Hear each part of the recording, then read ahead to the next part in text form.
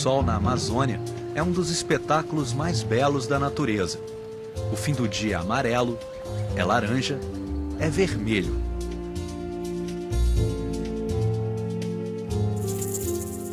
O Globo Ecologia de hoje está no Alto Solimões, no estado do Amazonas, mais precisamente em Jutaí, cidade que fica entre Manaus e Tabatinga, na fronteira com a Colômbia.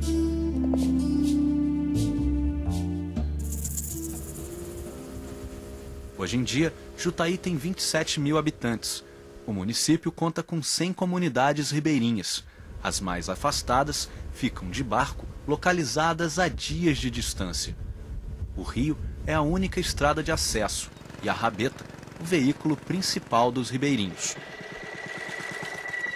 O Alto Solimões é uma região riquíssima em água, onde a fartura de recursos naturais como o pirarucu se transformou em pouco tempo em escassez.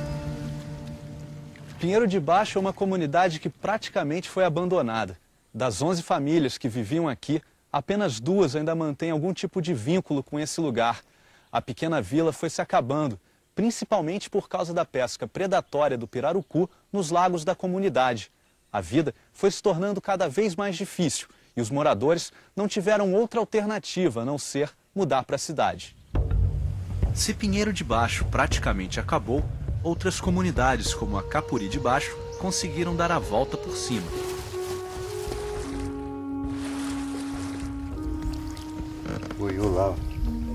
Quando eu me lembro daquele tempo que a pesca era desorganizada, desordenada, praticamente as famílias viviam uma vida mais sofrida do que vive hoje.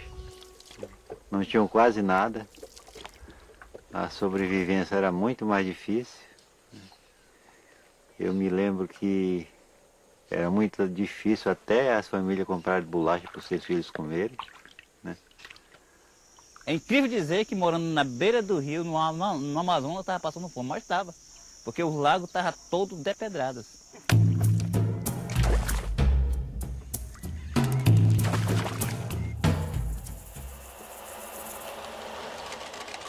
Mas felizmente nem tudo é dificuldade. E a esperança foi renascendo. Na década de 1970, o MEB, Movimento Educacional de Base da Igreja Católica, chegou à região do Alto Solimões. O MEB foi um projeto do governo João Goulart no início dos anos 1960, que tinha como objetivo alfabetizar a população de comunidades distantes. Mesmo com o regime militar, que começou logo após o golpe que afastou Jango do poder, o MEB continuou atuando nas décadas seguintes, graças a muita negociação entre a igreja e o governo militar. Tinha comunidade que era 90% analfabetos. E o MEB chegava lá com aquele radinho, tal, aula pelo rádio, depois a gente formava o professor. Quando o MEB foi instalado no município de Jutaí, em 1984, nós começamos fazendo um trabalho de organização comunitária. Logo no início a gente percebeu essa questão do êxodo rural, que estava grande, né? Enchendo a cidade, né? O inchaço. Né? E isso a gente se preocupou, né? Porque veio a prostituição em cidade pequena, que nem a Jutaí, e a prostituição já estava imensa, roubo, essa violência, esses problemas sociais que acontecem em quase todas as cidades. A saída para esses problemas era a união dos ribeirinhos. As primeiras organizações e associações comunitárias foram sendo criadas. Com a ajuda do MEB, a comunidade de Acapuri de Baixo saiu na frente. O nosso papel era organizar as comunidades, as famílias dispersas na beira desses imensos solimões. A gente ia trabalhar para ficarem organizadas, próximos uns dos outros, para favorecer, de buscar reivindicar motor de luz, escola, posto de saúde. Então, essa era a função do MEB. 88, né, que era o auge da pesca predatória aqui, nessa região, nós descobrimos que as comunidades elas estavam passando por um período de dificuldade, principalmente pela questão da alimentação. Os lagos estavam quase todos depedrados. Eles mesmos conduziam os pescadores, os grandes barcos que vinham de Manaus, de Belém, da Colômbia, para pescar os peixes. Nessa época era só mesmo caracol para si, né? A gente saía na beira do lago e chegava na beira do lago, a gente ficava olhando, se via o peixe boiar, a gente botava para cima dele. Não importava o tamanho dele? Não, podia ser grande, podia ser pequeno, de qualquer jeito. Ninguém tinha nem noção que era defesa. Não respeitava? Não respeitava, que ninguém sabia.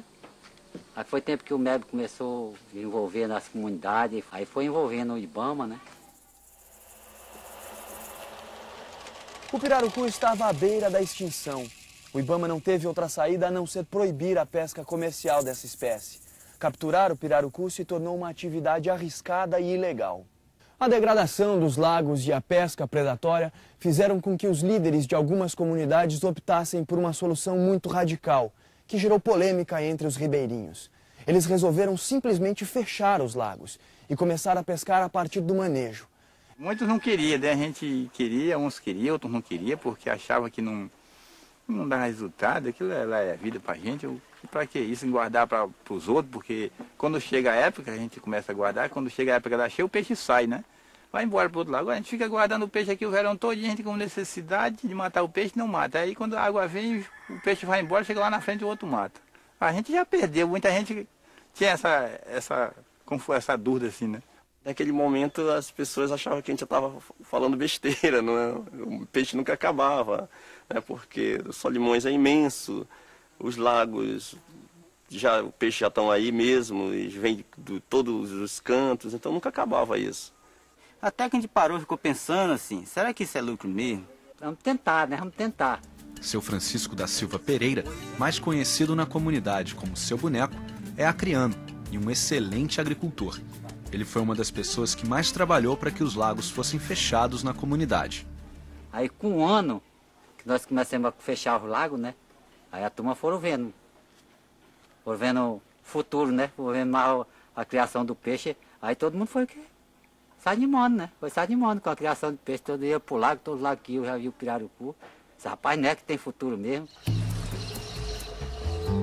Em Acapuri de Baixo, os ribeirinhos ficaram sem pescar por 5 anos. Eles fecharam os lagos em 1992 e só retomaram as atividades em 1997. Por que vocês resolveram fechar os lagos? Se a gente não fizesse aquilo naquele momento, eu acho que hoje não teria nenhum peixe nos lagos. Aí o povo foi entendendo, começou a entender, alguns não puxaram para trás, mas a maioria queria, né? E assim foi. Durante o tempo que a pesca nos lagos esteve proibida na comunidade, os homens passaram a pescar na beira do rio e a viver da agricultura. Eu conheci lagos ali que não tinha nada, mas sabe que nada mesmo? Até para se pegar uma piranha ali para comer era difícil. Hoje a gente volta naquele lago e vê a grande quantidade de pirarucu que tem. Quer dizer, é uma capacidade de reprodução fantástica, né? Mas para isso acontecer é preciso que a comunidade faça a sua parte, que é cuidar, não pescar e não deixar que ninguém pesque. Principalmente no período do qual o lago está cheio, está na época que o bicho estão de filho, estão na desova e etc. Com os lagos novamente repletos de pirarucus, os comunitários precisaram se unir ainda mais e foram bater na porta do IBAMA para liberar a pesca da espécie. Nós tínhamos que convencer o IBAMA de que era necessário pegar uma parte daquele peixe. E nós passamos a fazer uma pressão, né, no bom sentido, de que eles deveriam liberar uma parte porque o peixe, os peixes maiores estavam comendo os menores, né, e a comunidade estava tendo prejuízo, né. Então foi aí que o IBAMA liberou as primeiras pescas do pirarucu. Com a experiência da comunidade na defesa dos lagos, a contagem dos pirarucus virou pesquisa científica e o plano de manejo foi colocado em prática.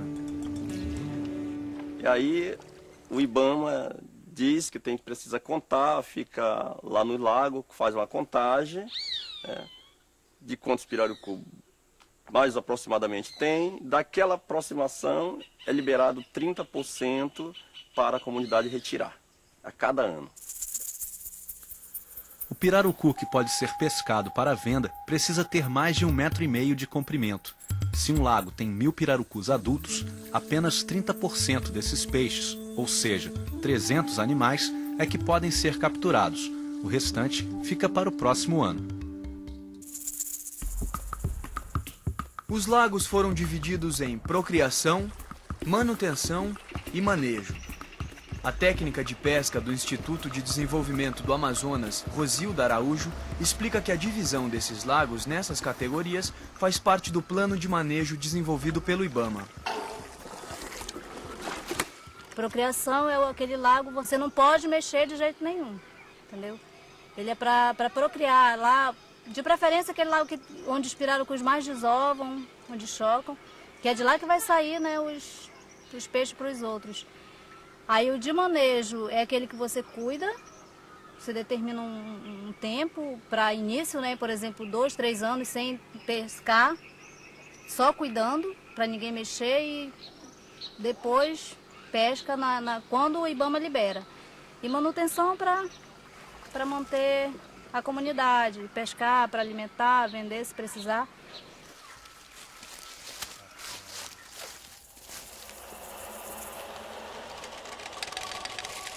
Mas em 2000, o movimento educacional de base da Igreja Católica que apoiou a organização dessas comunidades deixou de atuar na região. Seria um revés para as comunidades? Como ficariam os ribeirinhos? Então, com aquilo que o MEB fez, as comunidades já estavam mais ou menos consolidadas, organizadas. Por exemplo, aqui em Itaí nós tínhamos o sindicato, associações, e essas associações deram continuidade nesse trabalho, né? Aquela prática do MEB não se acabou ali. Foi um trabalho de continuidade, né? de futuro. A gente não trabalhava pensando só em hoje, mas pensando no amanhã. Mas que esse amanhã tinha que ser tocado pelo próprio homem que mora ali. Ou seja, preparando, capacitando, formando, educando, para que ele possa assumir o seu papel dentro da sociedade.